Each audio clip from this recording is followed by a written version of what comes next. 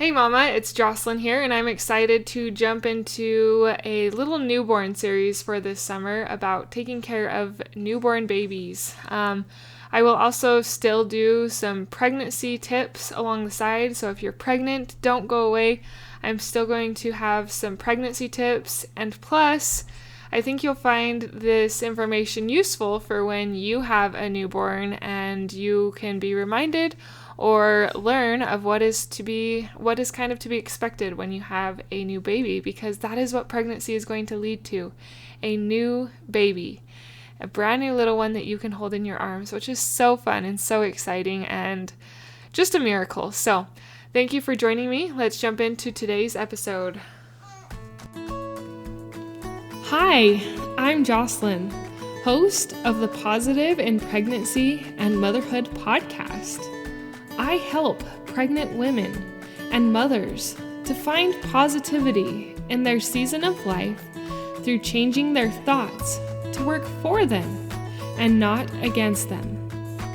I help mothers find the small, doable steps in thought and action without making drastic changes to their everyday mom life. And I can help you. Thanks for joining. Alrighty, we're going to talk a little bit about newborn care today, and I'm really excited because this is specifically within the first 24 hours of having a newborn. And there are a few things that are different when you have a baby right away than within like a week or two. And so we're going to talk about some of those things that are a little bit different for those first 24 hours and give you some information if you haven't learned this before, if this is your first baby, or a refresher if you have had multiple babies, on kind of what to expect when having that baby in your arms for the first 24 hours. And this is specifically for a hospital setting. I don't know why I said that so funny. Because that is where I have had all my babies thus far, has been in a hospital. I imagine at home things could look just a little bit different where you're not in the hospital, but nonetheless, most of what I will talk about still has to do with your body and babies' bodies within those first 24 hours. So babies have the umbilical cord, and at first the umbilical cord is kind of like a whitish gray color. I wish I would have taken pictures of my babies when he was born about 2 months ago, but I didn't take pictures of it when it was fresh. So when it's fresh, it kind of looks that way. As time goes on, it kind of dries out and turns a little bit more of a brownish, blackish color, which is totally normal. That's just what it does. But with the umbilical cord, you want to kind of be careful with it. You don't want to pull at it. You don't want to tug at it. You want to just let it dry out naturally over time so that it can fall out naturally without being pulled or tugged at, because it's definitely still connected at first. One thing with the umbilical cord is diapering. So when you diaper your baby, some diapers have like a little swoop. That means it's cut so that it will swoop underneath the belly button, so it doesn't rest on top of the belly button. Now, if your baby is really little and the diapers are big, I have folded the diapers down before so that the diapers don't rest on the umbilical cord, because sometimes those diapers can catch on the umbilical cord and can cause pain. So that is something to note when diapering the baby with the umbilical cord. The umbilical cord will stay on likely around a week or so, maybe a little over a week, and then it'll dry out and fall off. Just be cautious not to pull it off. It can cause bleeding and be painful for the baby. So don't pull on it, just let that naturally come off. And they naturally come off. So something else with the baby in those first 24 hours is their poop. Their poop is actually called meconium, and it is a dark brownish, blackish colored, very sticky and weird looking poop. It's not a bad thing, it's just something to be aware of. Like if you go to have a baby and you don't know they're going to have blackish, dark green poop, it's going to probably startle you and you're going to wonder if your baby's okay. Your baby is okay. That meconium is just cells, proteins, fats, and kind of like the intestinal secretions like bile. And they'll usually pass that within a few hours to a few days after birth, depending on your baby and how long it takes to poop. Usually it doesn't take too long, but it is good to watch for the poopy diapers and the wet diapers within those first few hours to make sure that their digestive systems are working good. Your baby is going to want to eat every 2 to 4 hours probably. And they suggest with newborns that you wake them up if they are not waking up sooner than that. I know some people, I don't know, there's a lot of different opinions on this, but I would try to wake my baby every 3 hours just because I felt better about that. I wanted to make sure they were eating enough and gaining the weight, and that's just something I did. So research it. Figure out what you want to do. If you want to wake your baby up every 2 hours or every 3 hours, or if you're okay with waiting a 4 hour. Sometimes at first they'll sleep quite a bit longer. I'm not sure why, but they can sleep a lot longer, and then after 2 days it's like all of a sudden they want to wake up all the time. But those first 24 hours they'll be tired, and you'll have to kind of work with them to wake them up for some of those feedings. I remember this last time with my 5th baby.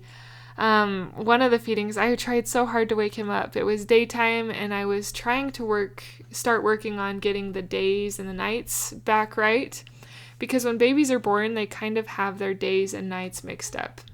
When you're pregnant, if you notice, the babies tend to be more active in the evening. Or at night. That's because during the day you're walking and lulling them to sleep, so they sleep during the day and then are kind of more active in the night.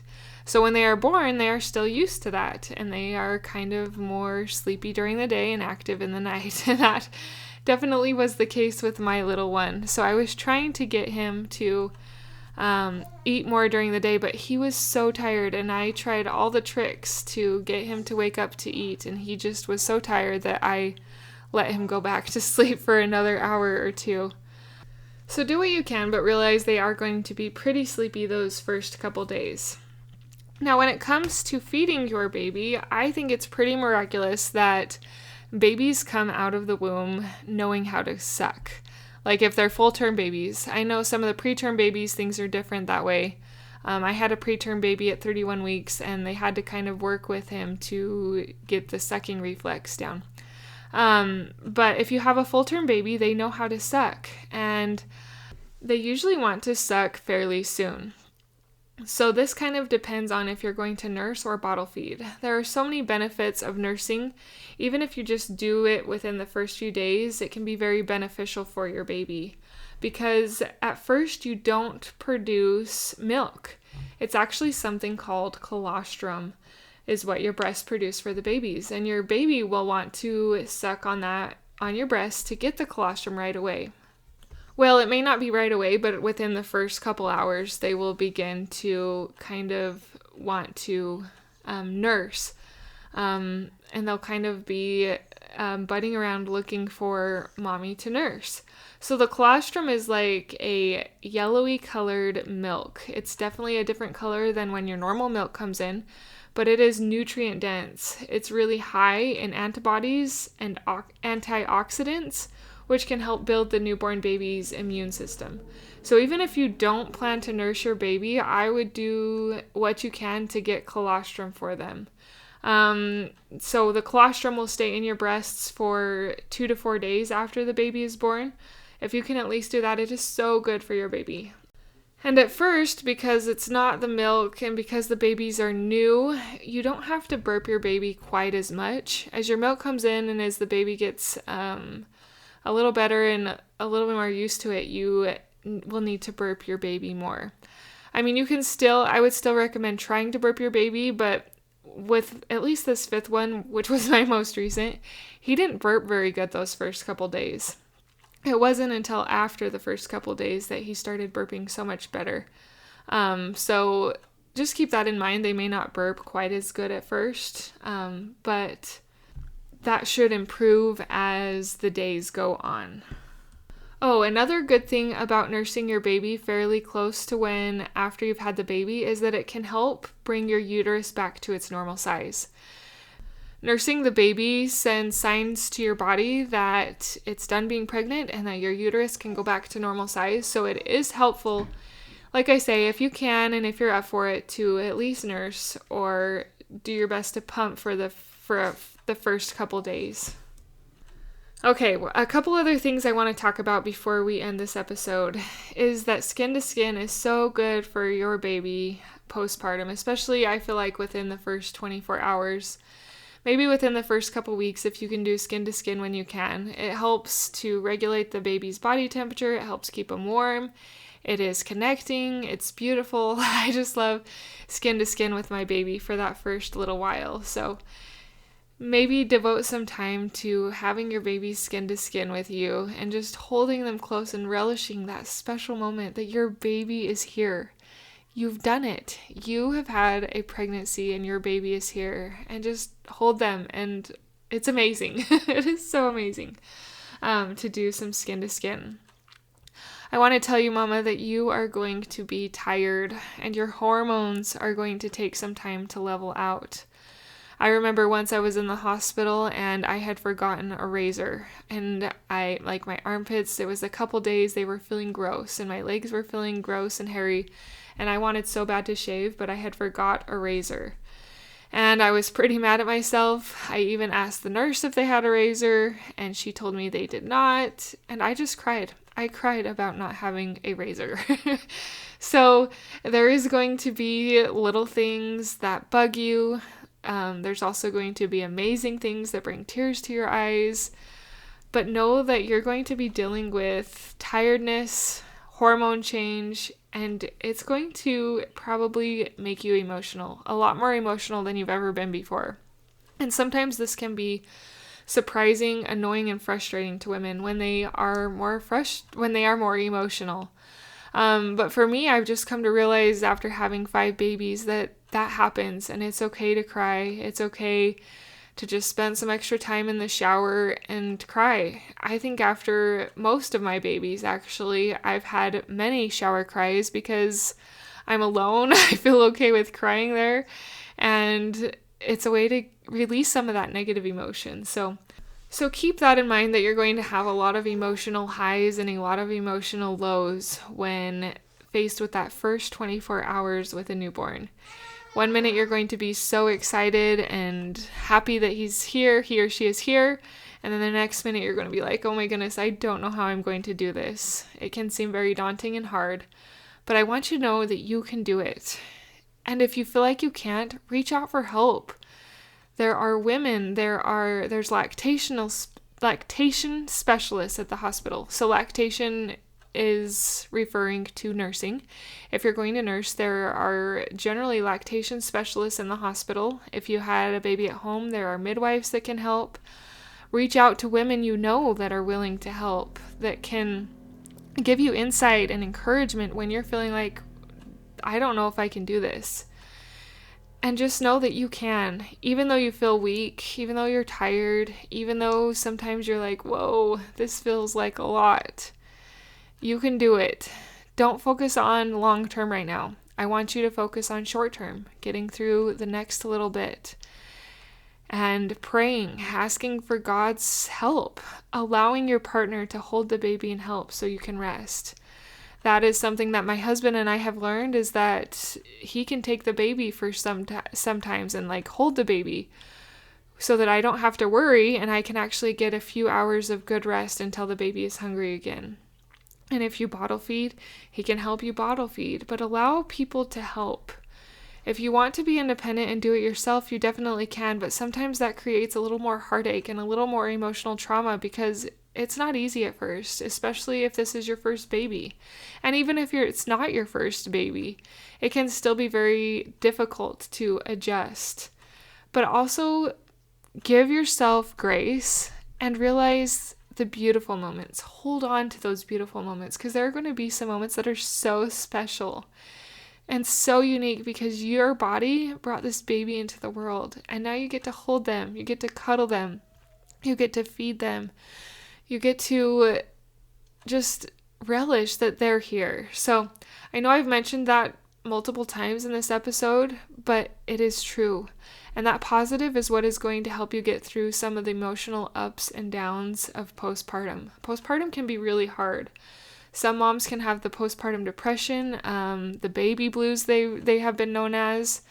In the hospital, they made us watch a really sad movie on YouTube about this woman who got really depressed after her babies, and it just did not end good. And I don't want it to not end good for you.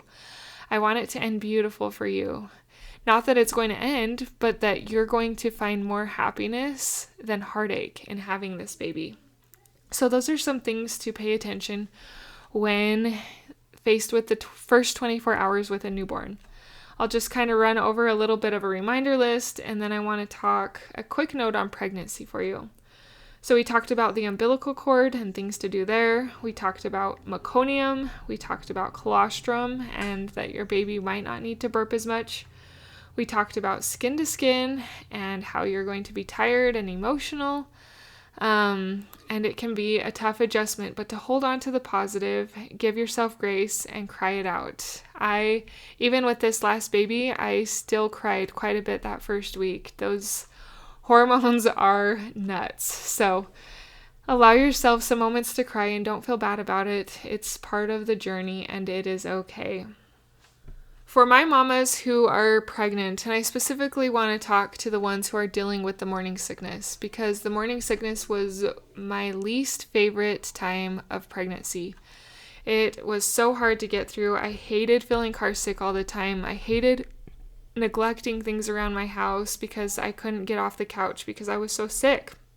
It was miserable. And if you're like me, you are not feeling great and you're feeling miserable and you're like, what have I done? I don't want to do this. This is so hard.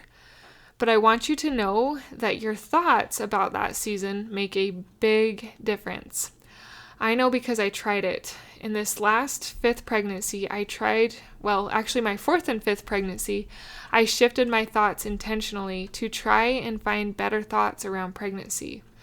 And it does make a difference. Our thoughts make a difference, and it is so powerful. And what thoughts I found that helped were thoughts of gratitude, thoughts of changing the negative to the positive, and pregnancy affirmations that encouraged me to find positivity in pregnancy. It's not easy, and it's not natural. It definitely takes intentionality, and it takes deliberation. But I have a way that you can intentionally and deliberately find the positive thoughts, find the gratitude, find changing the negative to the positive through a mini course. I have made a course. It's called a mini course because the videos are all short. They're from 2 to 10 minutes long, and it's a self-led video program that is made to help foster positivity during pregnancy. It is for the women who have or do struggle with pregnancy, specifically the sickness season. You don't have to physically do any exercises. These are all mental exercises that you do in your mind that can help encourage the positivity, that can help you shift from all the negative thoughts about how hard and miserable this is to finding more thoughts about how beautiful and special it is that your body is able to grow a baby. If you are interested in this course, it's called the Morning Sickness Mini Course for Mental Health, and it is the top link in the show notes. You can do this, Mama. I believe in you. It does take some intentionality. It does take some deliberation. But your body is amazing, and you are strong, and you can do this. Thank you for listening. Thank you for sharing. And thank you for giving this a rating and review on iTunes, because that helps other pregnant women to find this. So if you haven't given it a rating and a review yet, if you could do that, I would really appreciate it. You are doing great work. Keep it up. Until next time. Thank you for being a part of the Positive in Pregnancy and Motherhood podcast, for listening, for sharing, and most of all, for applying these tools into your own life to improve your own happiness so that you can find your own better thoughts for a better you in a positive pregnancy, in losing that stubborn baby weight, and becoming the mom you desire to be through taking small steps in thought and action to reach your goals. If you are a mother who has an inner desire to enjoy motherhood and pregnancy better, but you are having difficulty figuring it out, I can help you. I can help you find the small, doable steps without drastic changes to your everyday mom life. Reach out, let's connect, and let's see you move forward. My name is Jocelyn, and I thank you for listening. Until next time.